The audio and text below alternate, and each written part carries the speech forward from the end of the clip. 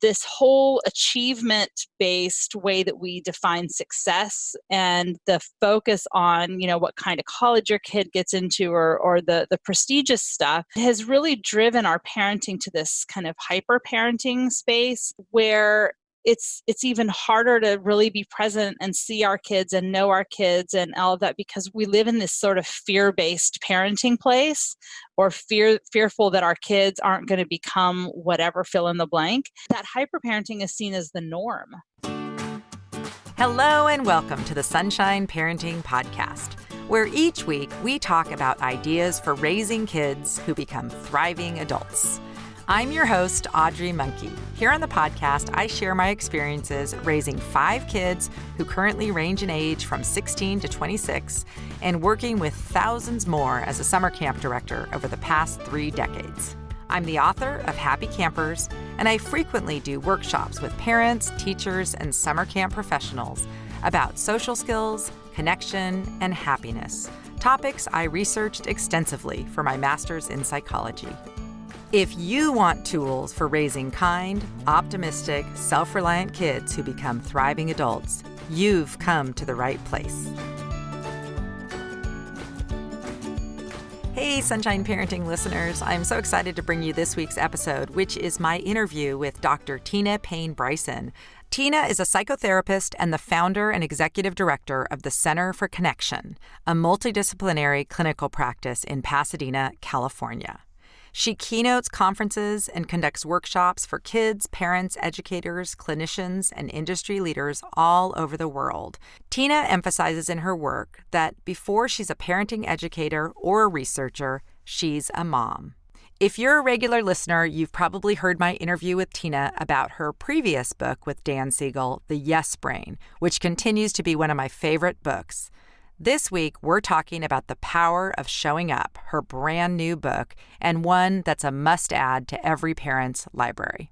In addition to being a best-selling author and all these other amazing accolades, Tina's just an awesome person who's become a great friend of mine over the past several years. Welcome to the podcast, Tina. Thank you so much, Audrey. You're one of my favorite people, too, so this will be super fun. Can't wait to talk about it with you. I know. Well, I was super thrilled that you wrote the foreword of my book. It was just that the day that you agreed to do that was one of my happiest, most wonderful memories. So thank you for your I don't involvement. do that very often. I mean, I very rarely blurb or for sure very rarely write forewords because they take time. And I really do read the books carefully before I put my name on anything. And so I just loved it so much. And I love you so much. I just couldn't say no. I love your book. I love Happy Campers. I recommend it all the time. Oh, well, thanks. And sometime when you have a podcast, you can have me on. Okay, we can talk about that. Which, among all your many other things that you do. So you have another brand new book out. And, I keep thinking it can't be better than the last one. I'm still constantly referring to and looking at the Yes Brain. And before that, I was always into the Whole Brain Child and No Drama Discipline. But your brand new book with Daniel Siegel is The Power of Showing Up, How Parental Presence Shapes Who Our Kids Become and How Their Brains Get Wired. So tell my listeners a little bit about why you wrote this book and why it's kind of almost completes this whole series that you and Dan have written. It does. I'm so in love with this book. This is a book that I had to write. I had to write this book and I had to write it with Dan. This book that is really talking about how there's so much research out there and there's so many books and so many podcasts and so much kind of wonderful input and resources and information for parents. And what I love about the science that this book talks about is there really is one thing that can really be our North Star in our relationships as caregivers with our children. And it actually applies to our romantic relationships, our friendships, it applies in relationships at camp, it applies in all these areas. And so, it's really interesting, and we'll get into it because it's, it really talks about how one of the best predictors for how well kids turn out is that they have secure attachment with at least one person. And we'll get into what that means and what that looks like. But at the end of Whole Brain Child, Dan and I had this really, really long conclusion where we basically end up talking about that idea that really the most important thing is to show up and really be present to your children and help them build secure attachment with you. And our editor actually was like, the Whole Brain Child, there's so much good stuff in here that's game changing. Like, this book is revolutionary. And this is so rich and good that I feel like it's another book. So from the very beginning, when we were writing Whole Brain Child together, 10 years ago, this book has been waiting to be written. And I have, I speak all over the world. I speak to lots of different kinds of audiences.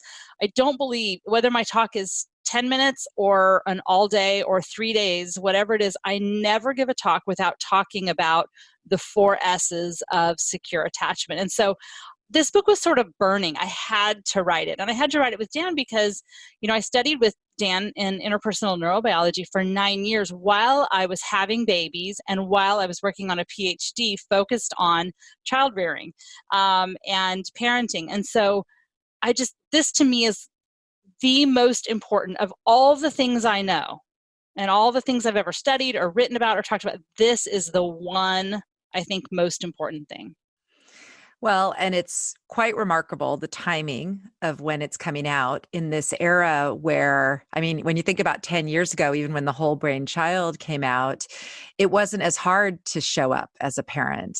Absolutely. And now, even as parents, we are so fragmented, and just all humans right now are just living in a time where it's more normal to be distracted and not present. And I always, it's so interesting to me, the whole, how mindfulness, this whole concept has exploded.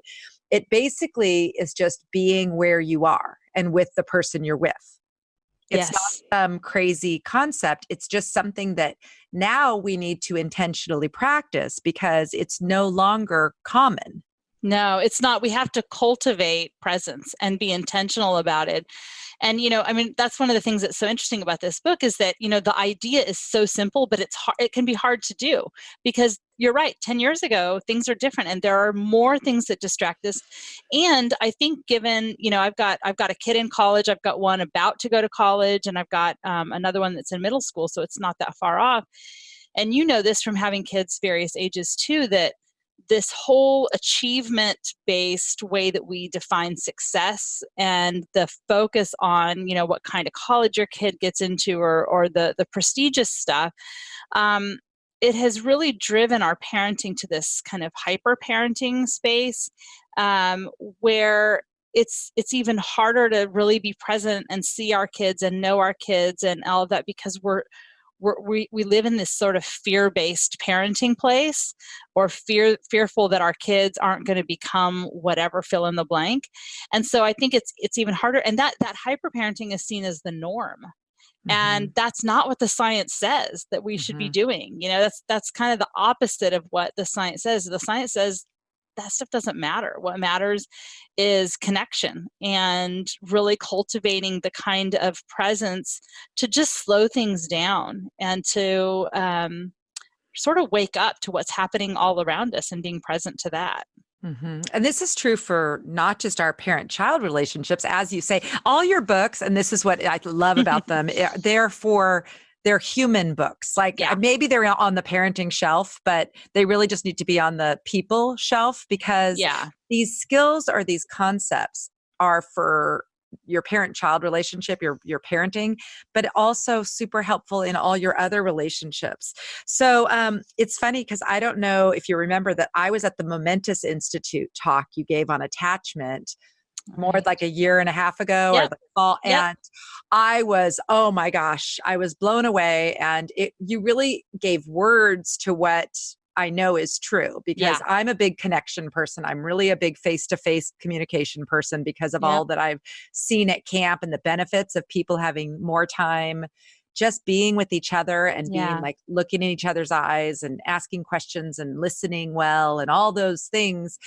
And this really gives the background of why some of us, and especially some of our kids, are really struggling to Yeah. do those things. So it's like that concept, like the first chapter in my book, connection comes first. And I've learned all these things from you, the Yeah. connection before correction. And, it's just, but that attachment is how we teach our kids to be able to connect. Yeah. And I think, you're right. All of this has everything to do with just how the brain works in the context, particularly of relationships. And what we need to remember is that it's the experiences we have, and particularly the repeated experiences, and even more particularly repeated relational experiences, that have a huge impact on how our brain wires. And that's for sure in childhood, but it's even in adulthood that, the brain is always responding to the experiences we have. So if as parents, our homes are frenetic and chaotic, and we're constantly overscheduled and distracted and disconnected and just constantly trying to just make it to the next thing, those are the kinds of experiences that are wiring the brain for that kind of pace and that kind of, hyper alert, kind of never calm down kind of thing. And so it breeds anxiety. And so if we instead think about how do we create homes or classrooms or camps or work environments or partnerships with our significant others that are actually safe havens, that's like, you think about a ship out in the storm and it gets to come into the harbor for a little while. And we can kind of create these safe harbors or these safe havens where it's fine to rest and relax, and we can kind of regroup and really show up. And that's one of the reasons I love Happy Camper so much, is you give parents really practical strategies for how to cultivate really being present and seeing their kids and spending time together in that way. But I think, what attachment is fundamentally, when we talk about it being the best predictor for how well kids turn out, is really a mammal thing. So it even goes beyond humans. And at its basic, it's really that when we are in danger or we're in distress, we go to an attachment figure that will help us be safe and survive. So if you're like a little bear cub and you hear a scary noise, you're going to run to your mama bear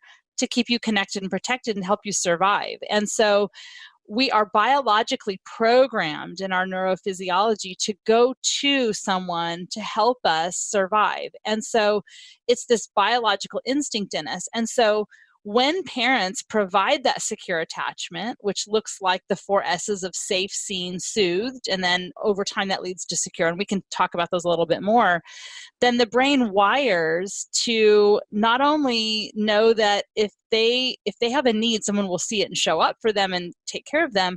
But what happens is those repeated kinds of secure attachment experiences actually build the middle prefrontal cortex, which we know is the seat of insight, empathy, emotional regulation, bodily regulation, attuned communication, intuition, morality, executive function, and on and on and on.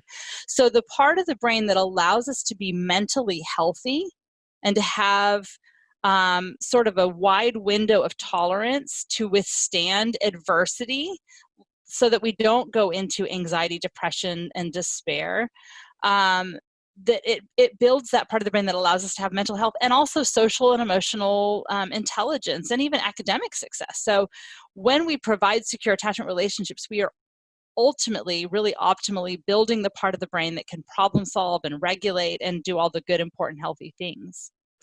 Yeah, one of the things I really love about the book, Tina, is that you are so reassuring that this doesn't mean like providing the secure, the safe harbor and the secure attachment doesn't mean that we're perfect, because no parent is. And it doesn't mean that every single time we respond with exactly the right words and the right response, but you really give kind of some really nice, specific examples of things that actually happen that Yeah. can lead to creating that kind of safe harbor that our kids need so much. There was a lot that really sunk in for me on this book, but reading, you really encourage us as parents to kind of delve into our own relationship with our Yeah. parents or caregivers, and what was, how safe were we? How seen were we? And, I think all of us can probably look back and say, oh, that this part was really well covered, and this, Right. and this could have been, boosted a little bit. But you give a lot of examples of how our own attachment can impact our parenting and why we need Yeah. to be aware of that. So can you talk a little bit about Yeah. just briefly, the four different kind of what happens, the secure, and then the three kinds of insecure attachment, and what that Yeah. leads to for adults? Because I think when you read the book, you will notice, readers or listeners, that you will see yourself and other adults that in your descriptions of what the different kinds of childhood attachment lead to later in life. Yes, I think that's really key because the reason we focus on it so much is because if the best predictor for how well kids turn out is that they have secure attachment with at least one person, we have to know that the best predictor for us being able to provide secure attachment to our kids is not whether or not we had secure attachment with our own parents, thank God, because about 40% of people do not they have not had secure attachment with their parents, but rather we do what you just talked about there, which is to reflect on the kinds of relational experiences we had with our caregivers, which are typically our parents, but it might also be grandparents or a teacher or a pastor or, a neighbor, grandparents, other people that had big influences on on caregiving for us. And so what happens is, they don't have to be perfect, but the kinds of so let me finish that idea is that the thing that allows us to show up for our kids and provide secure attachment is what's in the research is called a coherent narrative, which means we've looked back on those experiences and we've made sense of them. So we've said, gosh, I didn't feel safe with my parents, or I felt safe with them. They didn't ever make me feel afraid, or, when they kind of lost it and they were kind of, out of control, they apologized and we had repair, but they never saw me. Like they wanted me to be someone I was not. Or whenever I would express my feelings to them, they would tell me to stop feeling that way, or whatever it is. So once we look at those, so we're not running from the past, but we're not preoccupied and tangled up with it either. So we reflect on it, we make sense of it, we say, gosh, I didn't get this, or I did get this, and I wish I had had this, and here's how it impacted me, and here's how it's probably affecting my parenting, right? So the idea of it is to shine the light of awareness on it so that we don't continue to just play out those patterns. And that's why in the book, at the end of each of the 4S chapters, we really talk about showing up for ourselves and looking at those 4S's. And I think, safe is obviously we know we want to keep our kids safe, but we really talk in the book about how we never want to be the source of our child's terror or fear, because what happens is if you have a biological instinct to say, go to your parent or go to your caregiver when you're in danger, but your parent is the source of your danger or the source of your threat or fear, then you also have a biological circuit that says, get the hell away from what's dangerous. And so it creates disorganization really in how the brain processes information. And so that's not good. And obviously that's in abusive cases, we would see that. But in a lot of homes, we do more micro versions of that.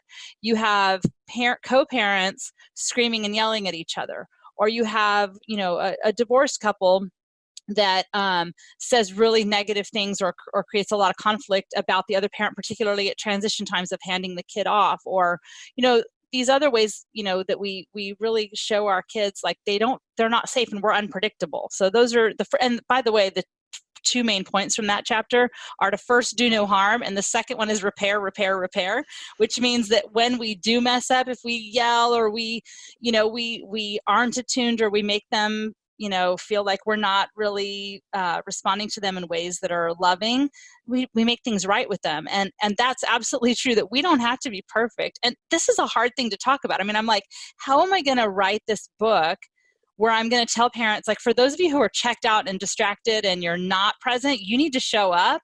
Or for the parents who think they have to like be everything, whatever, to say you don't need to do all that, you just need to show up and be present. How do I say that in ways without being judgmental or helping parents have more shame spirals? Because that's the last thing we need, is more judgment. And I got teary several times as I was reading the audiobook, because I feel like the book is such a welcome, warm, kind, generous invitation to be kind to ourselves and to say, we want to show up for ourselves and help ourselves feel safe, seen, and soothed as well through this process. So back to your question, though, about the insecure style. So the kind of repeated experiences we have wires the brain. And so there are a couple of different insecure patterns that we talked about that happen because of these experiences. One is the one I just talked about, where you have a really frightening parent, and that leads to what's called disorganized attachment. The other two insecure styles, and it's confusing because they have different names in infancy and childhood, and then a different name for adulthood. But one is in childhood called avoidant attachment. In adulthood, it's called dismissing. But the pattern of that relationship is basically where the parent avoids dealing with the child's emotions. There's not a lot of intimacy. The parent, takes care of the child's needs a lot of times, but they're not tuned into the internal world. So it's like growing up in an emotional desert. And so even by 1 year of age, babies, if they're in distress, if they're scared or they're upset, they actually often wouldn't cry or reach for their parent, because they already know, like, I'm not going to get the best from my caregiver if I do that. I'm going to shut down my emotions and not express them. So it's like an avoidance of sharing emotion and connecting in a deeper way. And what happens then is they grow up to be, unless they've reflected on it or have had other relationships that provide more attunement, then they grow up to have this dismissing style of attachment, where they dismiss the importance of the past, they dismiss the importance of relationships and emotions, and then they continue to parent their kid that way. So if their kid's upset, they'll be like, oh, do you like that toy? Like, they just don't go to that kind of deeper connected place of really helping their child feel seen, and then soothing them to say, I'm right here with you. How can I help? What do you need right now? They just don't go there. And then the third style of attachment that is in the insecure category in infancy is called anxious ambivalent. And that's typically where the parent is really unpredictable or even intrusive. So what happens is the parent's emotions kind of take over and flood into what's happening, so that the parent's reaction is not really to the child's need, but really trying to take care and soothe themselves, which is really hard to do. So what we see in this pattern is that these babies typically tend to be really clingy and are unable to be soothed because their parent is unpredictable and their parent is needy as well. And that leads to, and without reflection or other relationships or therapy or something like that, leads to what's called preoccupied attachment in adulthood, which is where you're preoccupied with the past and relationships and emotions, and you don't have that flexibility to kind of move back to regulation. So those are the insecure patterns. And the secure pattern can be full of ruptures, and it can be full of mistakes as long as we repair with our kids. We just have to be what Winnicott calls the good enough parent, and to really just show up for our kids when they need us. And so to me, that looks like, and I use these phrases all the time, and we actually have them written on paper, like on our walls at the Center for Connection, which is the interdisciplinary clinical practice that I run, which basically says, you're safe, I'm with you, we'll figure it out together. And that's sort of really a good way to talk about the 4 S's of attachment. Is like, if we help our kids most of the time feel safe and seen, like, I get you, I can see why you're having such a hard time, I understand. Even if it seems ridiculous to us, if we respond in a way where they feel like we understand their internal world, so that the way we respond matches their experience, and then soothe, like, I'm right here with you, I'm going to help you, let's take a deep breath together, I'm going to rub your back, or I might even just sit here with you until you calm down and be calm myself. That when we have repeated experiences as children of feeling safe, seen, and soothed, or as adults, then what happens is it leads us to that 4th S of secure. And secure doesn't mean like I feel secure in myself. What it really, of course, that's an outcome too, but what it really means is that my brain has wired to securely know that if I have a need, or if I'm having a hard time, or I'm in distress in some way, someone will see it and show up for me. And you can imagine how powerful that is to give that gift to kids, because then they find relationships like friends and partners that they expect to see them and show up for them. And so, that's huge. And then what ultimately happens with that 4S besides that is that their brain is wired then now to provide the 4 S's for themselves so they can help themselves feel safe, seen, and soothed, and that they know that there are people around them. And, as you know, Audrey, because you have older kids too, they do leave our homes and, they're out in the world, and to know that their brains have been wired to be able to do those things for themselves and to seek out relationships that will do that. I mean, that's the best gift we can give them. Oh my gosh, so much. I love how you talk about in the book, because I think sometimes parents, when they think of the word safe, Yeah. can lead to this over parenting that we see, and the kind of not allowing our kids to just, climb up the jungle gym or do these things that are like little bit of risks and those kind of things. So talk about, I love the way you communicate that in the book, that keeping Yeah. your kids safe does not mean putting the bubble wrap on and not letting them ever go anywhere or do anything. So Right. talk about how you distinguish between, like, they're still going to have bumps and hurdles, but Yeah. yes. And they should, and if we overprotect them, that is actually not making them safe. That makes them fragile. So, because they're not going to have you with your hands behind them 3 inches away every time they're climbing somewhere, when they go to school or they become, college students or whatever. The way we learn how to be resilient and how to handle difficult things is by practicing sitting in and dealing with and walking through difficult stuff.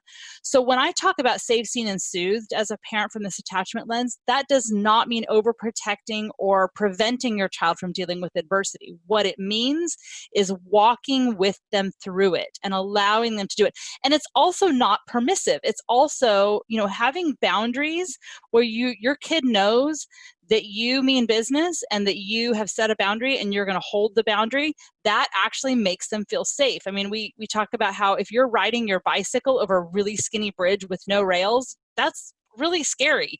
But if there are rails up, you're freer to just ride across because you're safer. So, a way we can do that, like I love to tell a story about a time my little guy, he was probably 7 or 8, and his older brother had friends over and they were older, so they got to stay up. I'm militant about bedtime because I think one of our hugest issues in the mental health crisis is a lack of sleep. That's huge. So I'm very militant about sleep.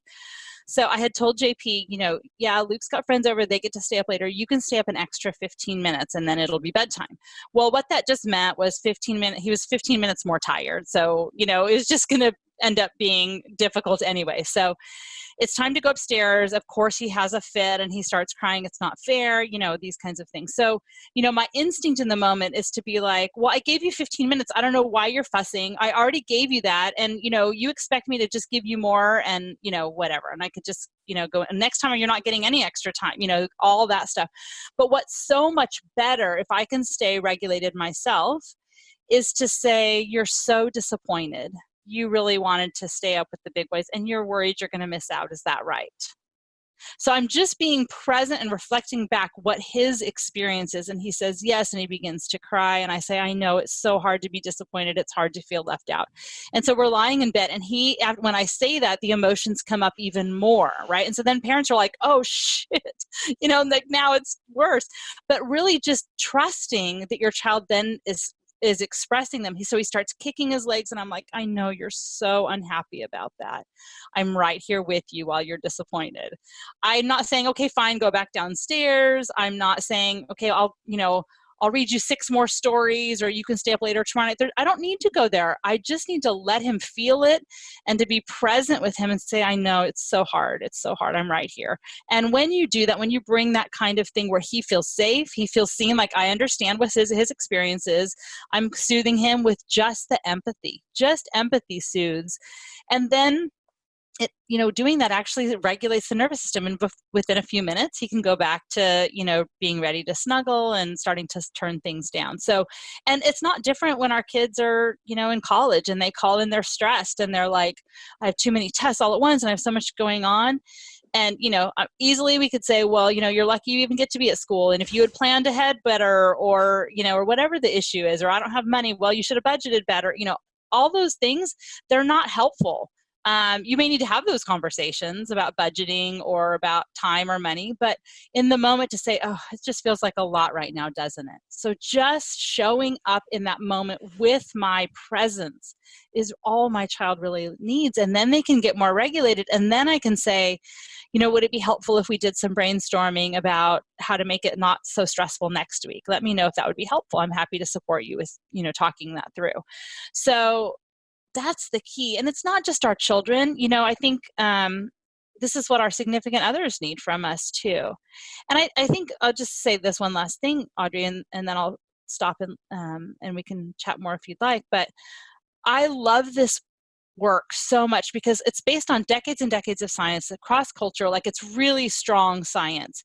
But there's so many competing things for what we ought to be doing or what we should be doing. And we beat ourselves up for, like we're not, doing enough of this or enough of that.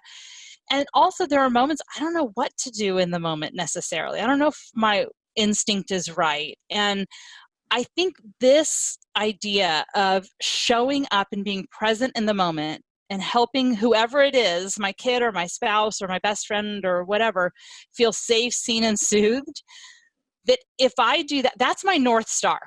That is always the answer. And I was talking to my best friend earlier today, and we were talking about our kids and our husbands, and I asked her a question recently about her kid, and then about her husband, and then she asked me the same question. And so we were exploring if you could change one thing in your relationship with this particular kid, or if you could change one thing in your relationship with your husband, what would that be? And it was such a helpful question for us to explore. And as we started to talk about it, I said, wait, no matter what you say, no matter what I say, I already know the answer. The answer to whatever that is that you want changed in the dynamic of your relationship, in your spouse or with your child, the answer is always the 4 S's. That if you help the other feel safe, seen, and soothed, it changes things. It's revolutionary in your relationship, and it's always the right answer. It's the North Star. Oh my gosh. I'm so inspired. And I did a lot of reflection in reading this, and it's very hopeful. And I just think, again, it just like your other books, it needs to be on every parent's bookshelf. And I love how you still have the little cartoons with, Yeah. kind of here's the words to say. And it was so funny that you gave the example of the sleepover, because I was going to ask you to share that as a specific example of, it's not about being permissive. And, when your child's upset about something, it's not about giving in to them. In fact, that's not right. You need to hold the boundary, but you can do it nicely. I think parents sometimes think they have to be harsh to hold a boundary because maybe that's what was modeled from their parents or their caregivers. And I love the way you explain really well how you can hold the boundaries and not be permissive and show up for your child and be the safe harbor, and they can cry with you and talk to you and all that. It's amazing. And it's like, it's stuff that we all know from our own experience. Like deep down, we know that this is what we need as humans. It feels right and it works. Yes. And so I am so excited about this book, and I'm so glad that you and Dan have put it out into the world for all of us. Are there any kind of, when you think about, I know you'll be out probably speaking a lot about this year, and I know you've been, I did hear you talk about attachment, like I said, at the Momentous Institute. Yeah. If you wanted to give, like, what's your, like, kind of bottom line, like, encouragement to parents on this topic of just the power of showing up? Yeah, I think it's similar to what I was sort of just playing with there, which is that the most important thing at any given moment is to really be present. And I think one thing I haven't said yet that is so important to that is to do our own work and have our own self-care so that we have the capacity to do it. I cannot be present to my child's what seems like ridiculous emotional outburst about something that seems so silly if I am exhausted, if I haven't taken care of myself, if I haven't had moments to really be present to my own internal stuff that's happening. And so I think the idea is to really be present to ourselves and what we need, to ask ourselves, what is it I need in order to show up in my relationships? And I think we have to start there because, like I said, even though this is a simple idea, it can be really hard to do. And particularly if we didn't have that modeled for us, or we didn't have our brains wired in that way because we had parents who were scary or who were emotionally dismissing or who made things worse instead of soothing us, we had to take care of them or some of those things. I think really making sure we have people in our lives that show up for us and give us the 4 S's so that we have this kind of, our tank gets full so that we can do that. And you know what?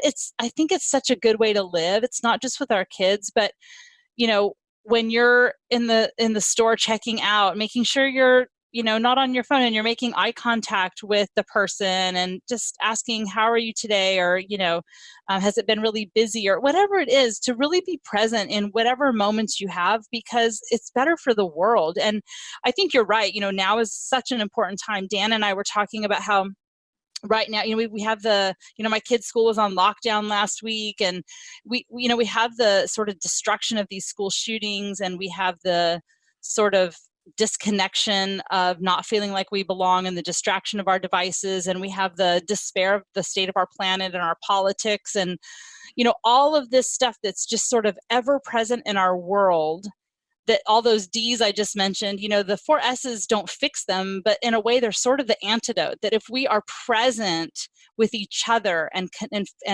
really focused on connection and really showing up for each other, that's revolutionary. And it's really our answer.